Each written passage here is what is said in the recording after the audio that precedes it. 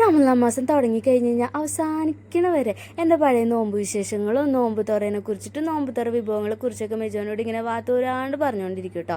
അങ്ങനെ ഇരിക്കുമ്പോൾ എനിക്കൊരാഗ്രഹം, നമുക്ക് ഇവിടെ ഒരു നോമ്പ് തുറ സെറ്റ് ചെയ്താലോ എന്ന്. അപ്പം ഞാൻ ഈ കാര്യം ചേച്ചിനോട് പറഞ്ഞപ്പോൾ ചേച്ചിയും ഓക്കെ പറഞ്ഞു. അങ്ങനെ ഇന്ന് ഞാൻ മാത്രമല്ല കേട്ടോ നോമ്പ് പിടിക്കണത്, ഞാനും ചേച്ചിയും ചേച്ചിയുടെ മോളും കൂടിയാണ് കേട്ടോ നോമ്പ് പിടിക്കണത്. അതെ, നമ്മൾ നോമ്പ് തുറക്കാനുള്ള കടികളൊക്കെ ഉണ്ടാക്കാനുള്ള പ്രിപ്പറേഷൻസ് ഒക്കെ സ്റ്റാർട്ട് ചെയ്തു കേട്ടോ. പണ്ട് ഞാൻ നോമ്പ് തുറക്കുന്ന സമയത്തേ എനിക്ക് നോമ്പ് തുറക്കാനുള്ള കടിയൊക്കെ വാങ്ങിച്ചുകൊണ്ട് തരുന്നത് അപ്പച്ചനായിരുന്നു കേട്ടോ. അതെ, നമ്മൾ ഉച്ചയൊക്കെ ആയപ്പോഴേക്കും പിന്നെ ചെറുതായിട്ട് വിശക്കാനൊക്കെ തുടങ്ങിയിട്ടുണ്ട്. എങ്ങനെയുണ്ട് സമയം ഇപ്പം എത്രയായി?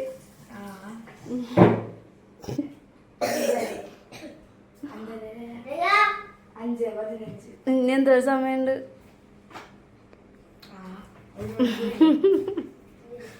നിൽക്കും, 1 മണിക്കൂറും കൂടി നിൽക്കും.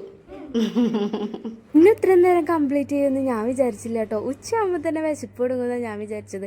പക്ഷേ ആളത് കംപ്ലീറ്റ് ചെയ്തു കേട്ടോ. അങ്ങനെ നമ്മൾ നോമ്പ് തുറ സമൂസ, കട്ട്ലേറ്റ്, അങ്ങനെ കുറേ ഐറ്റംസൊക്കെ ഉണ്ടാക്കി, കുറേ ജ്യൂസുകളൊക്കെ ഉണ്ടാക്കി. എൻ്റെ ആഗ്രഹം പോലെ എല്ലാവരെയും വിളിച്ചിരുത്തി ഒരു നോമ്പ് തുറ സെറ്റ് ചെയ്യാൻ എന്നെക്കൊണ്ട് പറ്റിയിട്ട്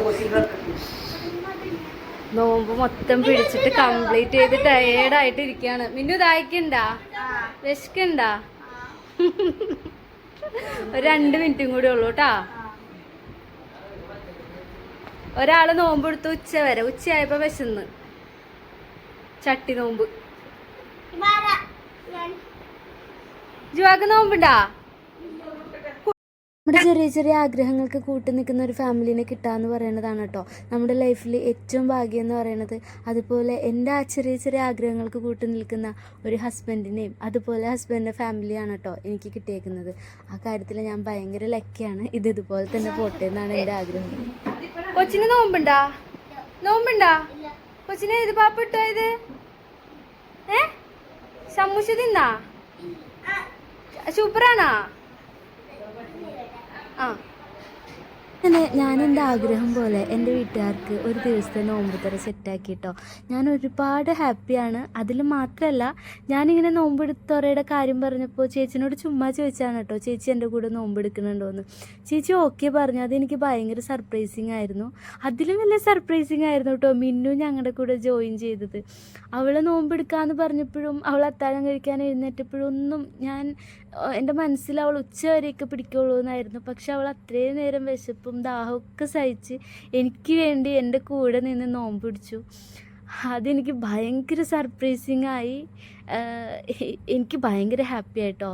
ഇനിയിപ്പോൾ ഇതിലും ചിലപ്പോൾ നെഗറ്റീവ് കമൻറ്റ് പറയാനൊക്കെ ആൾക്കാരുണ്ടാവും, നീ എന്തിനാ നോമ്പ് പിടിക്കണേന്നൊക്കെ. അതൊക്കെ പറയാൻ നിങ്ങൾക്ക് എന്താ അവകാശം? അതൊക്കെ ഞാനും പഠിച്ചവനും തമ്മിലായിക്കോളൂല്ലേ. ഞാൻ ചില വീഡിയോസിലൊക്കെ കാണാറുണ്ട് കേട്ടോ, നിൻ്റെ നോമ്പൊക്കെ ആര് സ്വീകരിക്കാനാ, എൻ്റെയിലല്ല മറ്റുള്ള വീഡിയോസിലൊക്കെ. അപ്പം ഞാനിങ്ങനെ ആലോചിക്കായിരുന്നു, നമ്മുടെ ഈ ബാധ്യത്വം കാര്യങ്ങളൊക്കെ നമ്മളും പഠിച്ചവനും തമ്മിലല്ലേ, അതിൽ ഇടപെടാൻ മറ്റുള്ളവർക്ക് എന്താ അവകാശം? അല്ല, ഈ പറയുന്ന കമൻ്റ് ഇടുന്നവരെയൊക്കെ ഈ ബാധ്യത സ്വീകരിക്കുന്നുണ്ടെന്ന് എന്തിപ്പോൾ ഇത്ര ഉറപ്പ്? നിങ്ങളിങ്ങനെ നാട്ടുകാരെ കുറ്റം പറഞ്ഞുകൊണ്ടിരുന്നിട്ട് നിങ്ങൾ ഈ ബാധിച്ചിട്ട് വല്ല കാര്യമുണ്ടോ? പിന്നെ എൻ്റെ അഭിപ്രായം ഞാൻ പറഞ്ഞെന്നുള്ളൂ. പിന്നെ നമ്മളിങ്ങനത്തെ കാര്യങ്ങളൊക്കെ ഒരു പബ്ലിക് പ്ലാറ്റ്ഫോമിൽ വന്ന് പറയുമ്പോൾ അതിനെ വിമർശിക്കാനും കൂടിയുള്ള അവകാശം നിങ്ങൾക്കുണ്ട്. അത് ചേർന്ന് പറയാൻ നമ്മളെ കൊണ്ട് പറ്റില്ലല്ലോ. അപ്പോൾ നിങ്ങൾക്ക് ഇഷ്ടമുള്ളതൊക്കെ നിങ്ങൾ ചെയ്യ്, എനിക്കിഷ്ടമുള്ള പോലെ ഞാനും ചെയ്യുക കാര്യങ്ങൾ. അപ്പോൾ നമ്മുടെ നോമ്പ് തുറക്കാനുള്ള സമയമൊക്കെ ആയി. ഞങ്ങൾ ഇവിടെ നോമ്പ് തുറന്നുകൊണ്ടിരിക്കുകയാണ്. എല്ലാവരും കൂടി ഹാപ്പി ആയിട്ട് നോമ്പ് തുറക്കട്ടെ. അപ്പോൾ ഈ വീഡിയോ നിങ്ങൾക്ക് ഇഷ്ടപ്പെട്ടെന്നുണ്ടെങ്കിൽ ലൈക്ക് ചെയ്യുക. ഓക്കെ.